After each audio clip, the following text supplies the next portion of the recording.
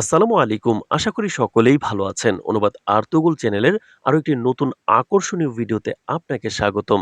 আজকের ভিডিওতে আমরা কুরুলুস ওরহান সিরিজের ভলিউম ১৭ এর তৃতীয় ট্রেইলার বিশ্লেষণ করার চেষ্টা করব ইনশাআল্লাহ। তৃতীয় ট্রেইলারের সবচেয়ে বড় চমক ছিল ফ্লাভিউস। অসংখ্য কুরুলুস ওরহান প্রেমীর মনে প্রশ্ন তৈরি হয়েছে, তাহলে কি আগামী পর্বে ফ্লাভিউস মারা যাবে? ফ্লাভিউস কি কালিমা পড়ে মৃত্যুর কোলে ঢলে পড়বে, নাকি কালিমা পড়ে মুসলিম হয়ে ওসমানীয় সাম্রাজ্যের সুলতান ওরহানের বোন জামাই হবে? কি পরিণতি হবে ফাতমা খাতুন ও ফ্লাভিউসের ভালোবাসার?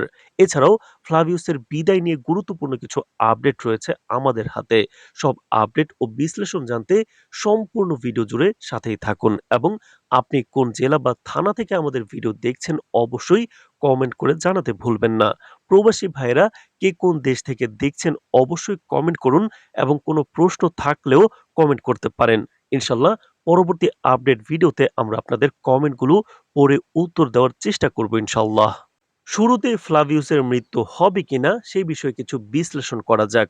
গত পর্বে আমরা দেখেছিলাম ফ্লাভিউস ও ফাতমা হাতুনকে ভয়ঙ্কর ফাঁদে ফেলেছে বাইজেন্টের নতুন কমান্ডার ও ডাফনে।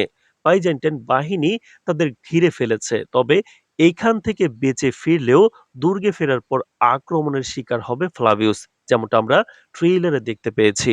ট্রেইলারে দেখা যায় ফ্লাভিউস ওরহান বে ও ফাতমা হাতুনের সামনে আহত অবস্থায় বলছে, আমি গুনাহগার হয়ে মরতে চাই না, আমি কালিমা পড়ে মরতে চাই।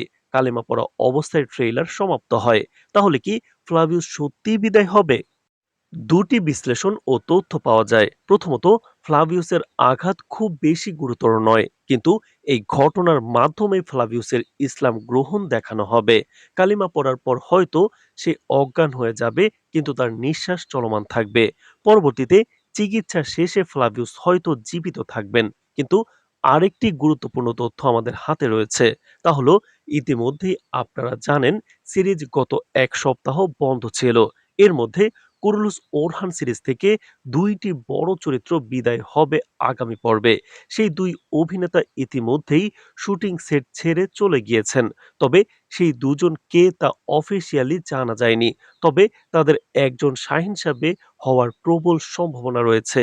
কিছু মাধ্যমে বলছে অন্যজন ফ্লাভিউস হতে পারে, কারণ এই অভিনেতার সাথে ওরহান চরিত্রের অভিনয় করা অভিনেতার কিছু ঝামেলা ইতিপূর্বে আমরা শুনেছি। এজন্য হয়তো পরিচালক ফ্লাভিউস চরিত্রটি সমাপ্ত করতে পারেন।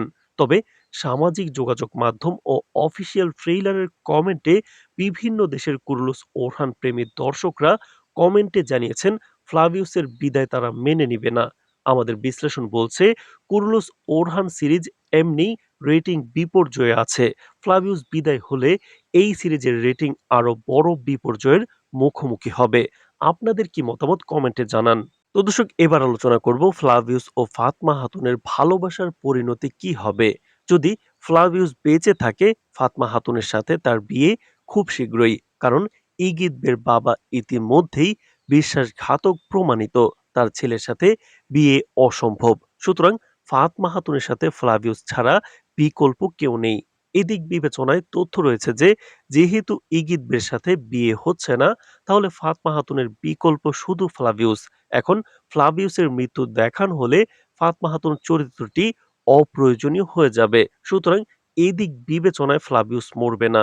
খুব শীঘ্রই আমরা ফ্লাভিউস ও ফাতমা খাতুনের বিয়ে দেখতে পারবো। আজ এ পর্যন্তই। খুব শীঘ্রই দেখা হবে নতুন কোনো ভিডিওতে। ধন্যবাদ।